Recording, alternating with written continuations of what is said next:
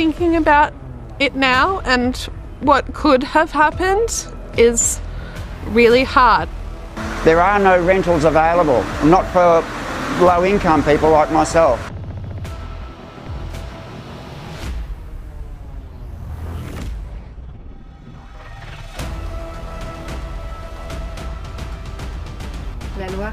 The Loire is the largest river in France, and it makes me very sad to see its dried up bed.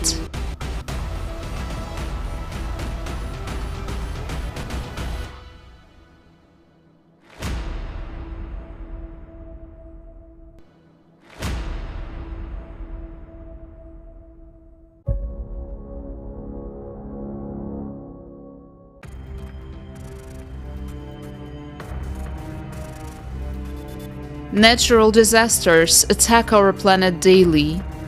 We hear about more and more climate refugees and understand that in countries with a low standard of living, governments are not able to protect their citizens. Each new disaster makes these countries even poorer and people more miserable. And how are the things going in prosperous, rich countries with supposedly strong economies? Can people there be sure that they will be promptly rescued in case of an emergency, compensated for the loss of property, and helped to return to their former familiar life? It turns out that the answer is no. The way many ordinary Australians had to survive after the floods in February-March 2022 is a clear confirmation of this. Thousands of households have become uninhabitable in the state of New South Wales. But now, months later, the promise to provide asylum to all those in need remains unfulfilled. I'd settle for a roof over my head, somewhere warm and dry, for me and my little dog, that's all. There are no rentals available, not for low-income people like myself. Having set out to build 350 million worth of extended stay capsule facilities, they have not even built half of them yet. Deprived of shelter and warm clothes, flood victims were forced to huddle in tents during the winter cold, sleep in cars, and some returned to their ruined and moldy houses in the hope of somehow insulating them to keep warm. No one should be living in a house like this, but that's our only option, short of a tent. And in the winter, mold is better than cold. Parliamentary investigation found that the State Emergency Service, SES, and the NSW, Government's Disaster Management Agency, Resilience NSW, failed to provide adequate assistance to the victims. People had no choice but to save their own lives and help others to save theirs. This is a wonderful example of mutual assistance and, at the same time, a demonstration of the complete failure of the official authorities. Government agencies and the Bureau of Meteorology were unprepared for such floods and did not realize their magnitude. The data they published was inaccurate, and the state government viewed the disaster response as a normal 9-to-5 work operation. Residents of the flooded areas faced a severe shortage of funds to pay their rent. But out of 1,200 applicants, hardly 1 in 5 received a rental subsidy. This prompted Commission of Inquiry Chairman Walt Seckholt to call this subsidy scheme a cruel hoax. Increased flooding provoked a general housing crisis. Market mechanisms are indifferent to the fate of individuals and lead to the stratification of society and increased inequality. Even before the February floods, property insurance was out of reach for many, and for example, since the floods, home prices in some high-risk areas in Lismore have more than halved, making it unrealistic for owners to sell it to buy property elsewhere. It's confronting to tell the same story over and over again, and even just thinking about it now and what could have happened is really hard. I'm still floundering every day just to provide a roof over my daughter's head. I don't have time to spend hours on the phone navigating flawed systems that shouldn't exist. I did not have a current lease agreement because it had flooded, and I was evicted shortly after the flood. And I did not have any more photographs because I couldn't access it in the second flood. So asking for more proof of flooding while it was flooded felt ridiculous. I have never had more difficulty accessing any kind of government support than I have attempting to access the rental support payment. As a way out, the state announces a policy of controlled retreat, but how soon this program will work and whether it will bring the expected effect is unknown. Details about the possible redemption or exchange of land have not yet been made public.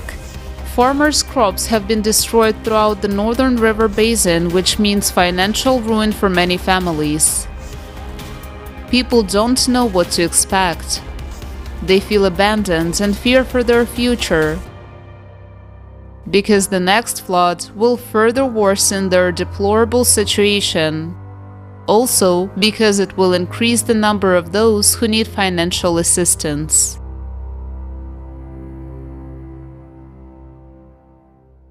We're coming up to 6 months. We're at the 171-day mark, and people are just losing the drive and all of that good community spirit that we had in that first 100 days to lift ourselves up is starting to dwindle. So we need action now.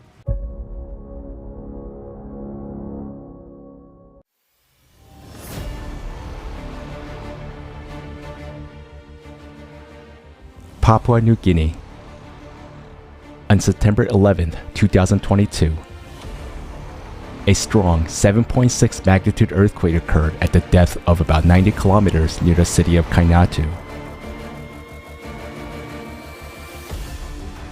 Landslides caused by seismic events led to the casualties. Also, as a result of falling buildings or debris, many were injured. A hydroelectric power station was damaged, resulting in a complete blackout in several provinces. Earthquakes are often felt here, according to locals, but usually they don't last as long or as strong as this.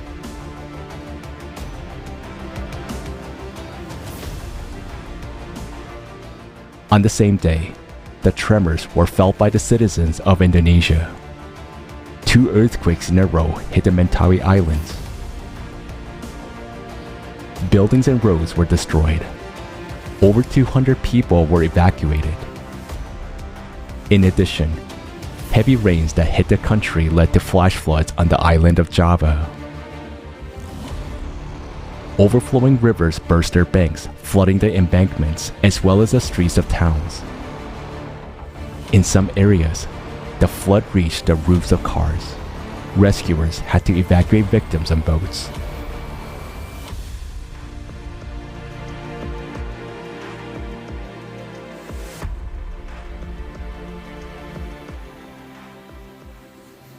Unfortunately, conditions in modern society are such that the problem of predicting and eliminating the consequences of dangerous climatic events was and still has been the most difficult. Change is only possible when the value of human life comes first.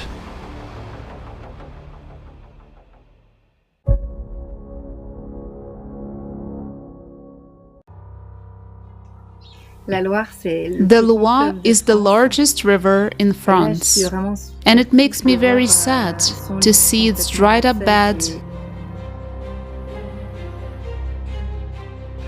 The Loire River. Its source is in the central mountain massif in the south of France. On its way across the country to the Atlantic Ocean, it takes in the waters of numerous tributaries. No other river in Europe can boast such a degree of habitation. All the towns that stand on the Loire have centuries of history. Despite the difficulties of navigation, it has long served as a major waterway. Trade on its banks has been going on for thousands of years, and it is no coincidence that the Loire was equipped with numerous bridges before other rivers of France. I was born in Saint-Étienne in 1980 in the Loire department. I spent my whole childhood near the river, and my childhood was very happy. It was possible to transport coal on the river, and there were dyeing workshops here. It was important for our family, just as it was for the families of other workers. My grandmother and the women of that time went to wash their clothes on the banks of the Loire in summer and winter. And then came the water pipeline, and the banks of the Loire basically became a place of meeting and socializing. People would come here for a walk or to play pétanque.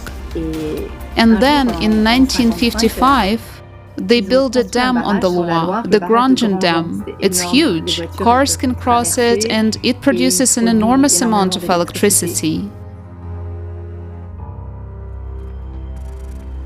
In August 2022, river levels and runoff approached an all-time record low. The spring precipitation in France was 45% less than usual, and July was the driest on record since 1955. In some parts of the river, the water warmed up to 28 degrees. Like in the Mediterranean Sea, many branches of the Loire dried up completely. The resulting desolate landscapes shocked even locals accustomed to the occasional large shoals. Where they had recently been fishing in their boats, all that remained was crumbling, cracked earth or tiny puddles of algae and frogs. The Loire is the largest river in France, and it makes me very sad to see its dried-up bed against the backdrop of the huge bridges that were built to cross the river. And so today I tell myself that if there is no more water, it will affect our energy consumption and change our lives. And I want my children and all of us to realize truly the changes that are coming, the climate, the water shortage. It's about time to make a change. The water crisis is something that may become a reality in many countries in the near future. But there is another scenario for the situation. If mankind unites and builds the creative society, we will be able to extract water even from the air and even in the driest region. Today, mankind has all technologies capable of providing everyone with water and everything necessary, but unfortunately, in the current format of society, these technologies are not introduced on a mass scale.